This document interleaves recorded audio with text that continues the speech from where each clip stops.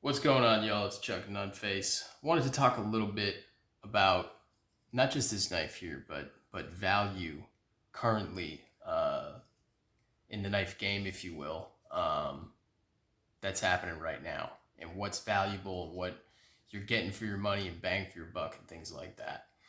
The knife here is the Spyderco Paramilitary 2 in CPM S90V and the TOG10. This is a MGE warehouse exclusive, and it retails for $165 normal retail price.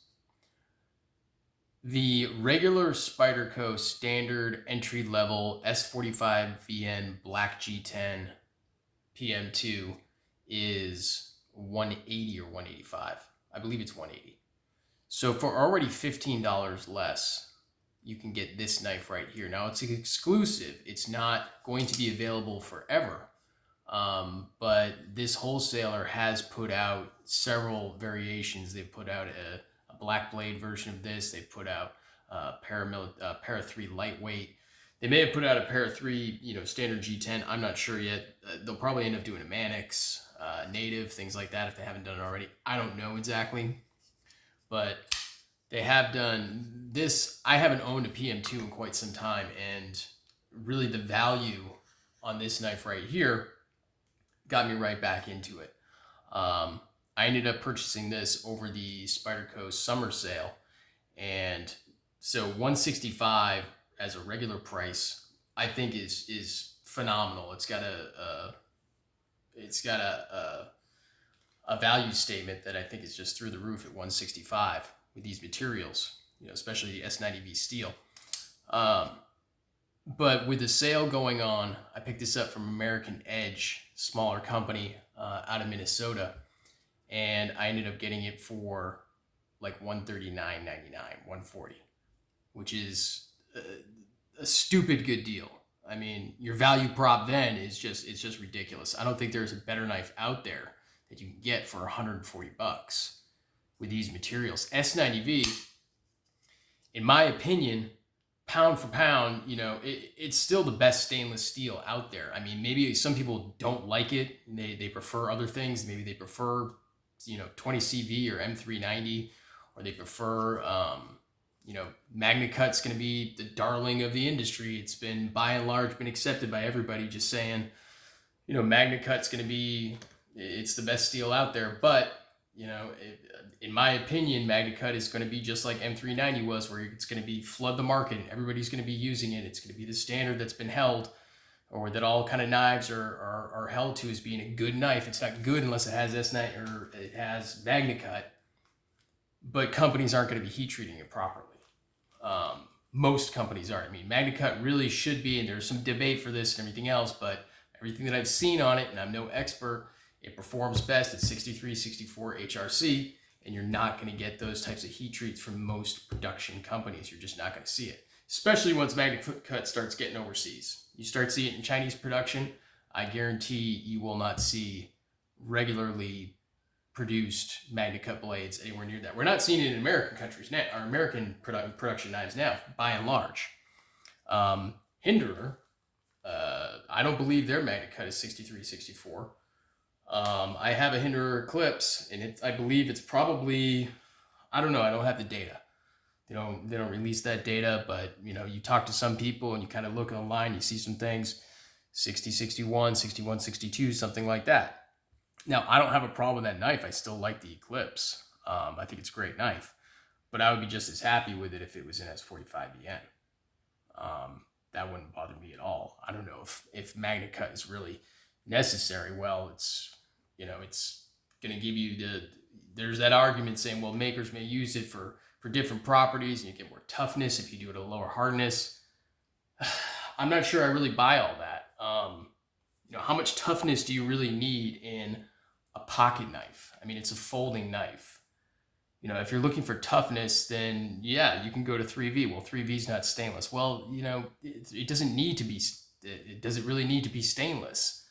You can coat it. You can do all those other things. I mean, I just don't think that you know, in a folding knife, I think a very small percentage of users, and I could be wrong, chime in the comments if you think I'm totally off base in this, but I think a very small percentage of users really need a very tough folding knife. If you need a really tough knife, you should get a fixed blade in like 3V or 1095 or, you know, really any number of you know, steels out there that are going to provide more toughness.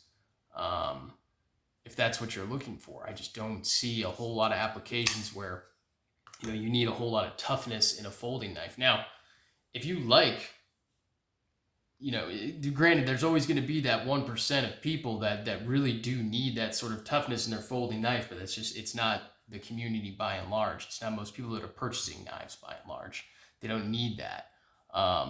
S90V, like I say, I kind of went off on a bit of a tangent, but that's probably one of your best steels for a pocket knife. It's stainless.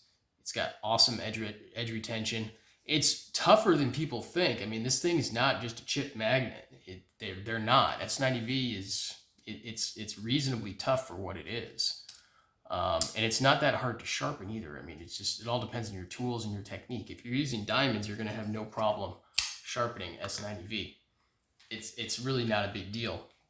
And the reason I'm kind of bringing this up now, because today is July 20th as of shooting this video, and another company, an American company, released a knife today. I'll just put it right there. That is the Benchmade Mini Osborne, the 945-2. Sub 3-inch blade, S90V, carbon fiber handles, at a retail price of $306. I don't really understand that. I'm having a hard time. I do get the fact that carbon fiber is more expensive than G10. I understand that, but I'm having a hard time wrapping my brain around 306 when this is 165. I'm just having a hard time with it. Now, I get, with this being exclusive, I think the wholesaler that's putting this one out, I think they're absorbing a little bit of that cost. They're taking a hit on their margins. I think that might be the case, or they buy in such volume that they get a really good price from Spyderco. They have a deal with Spyderco because they basically supply the knife industry with Spydercos because they're a wholesaler. They sell to retailers. So they're probably getting them at a really good price. I have a hard time stomaching 306 for a knife that's smaller, and yet it arguably, sure, better materials with carbon fiber. And yeah, I also get that teal's not for everybody. I mean, I get that. I also get that the PM2 might not be for everybody. It wasn't for me. This is the first PM2 I've picked up in 2 years, like a new PM2. I haven't owned one for over a year. I just haven't owned one. But then, you know, Benchmade's just kind of doing some things that I just really don't understand with the Benchmade Narrows. Yeah, it's really thin and everything else. It's a 20 CV blade, but it's over $500. I mean, titanium frame, axis lock, 20 CV blade.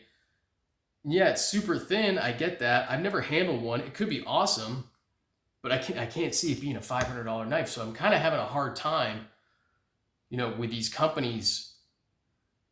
You know, you got the big three. You've got Spyderco, big three USA companies, manufacturers. I think you're going to be Spyderco, Benchmade, ZT, Kershaw, Shun Cutlery Group. Now, Kershaw's is mostly overseas. They do some American stuff, of course, but ZT still has that claim that everything is made in America. Now, ZT, I think, has kind of fallen off in different ways. ZT is just, they've kind of gone away from what I think a large amount of their fan base would like to see, which is, you know, the Go Bold ZT. You know, the big, chunky, overbuilt knives. These kind of pioneered overbuilt knives. And they do still have the 308, which is that harkens into that 0300 series of knives. I wouldn't say they need to go back to doing stuff that's exclusively like that, but I think they've abandoned a lot of their clients and a lot of their fan base by just kind of doing more of these, I don't want to say dainty, but way more just EDC friendly knives. I'm not saying don't do that, but do this too. You know, Benchmade, I don't have, listen, I'm not trying to bag on Benchmade. I think Benchmade makes some really good products. Now, this is a Grizzly Ridge. I've had this for a while. This is a gift from my wife for Father's Day a few years back. It has been modded, clearly. You know, it doesn't have, it's got a clip point blade now. It's not recurved anymore. So it's had a blade regrind done. I've kind of showed this on the channel before. It's the only Benchmade I currently own, but I've owned a bunch of Benchmades and I like them. I don't think they're bad knives. They have gone through some QC issues with centering and everything else. They've also got a really good warranty, so does ZT. Arguably, ZT and Benchmade have better warranty service than Spyderco. Spyderco's warranty service is kind of a pain in the ass, to be perfectly honest. I've had so experience with Spyderco warranty, where, you know, I sent a knife in for service. It was the S90V KnifeWorks exclusive military frame lock, and it had lock rock,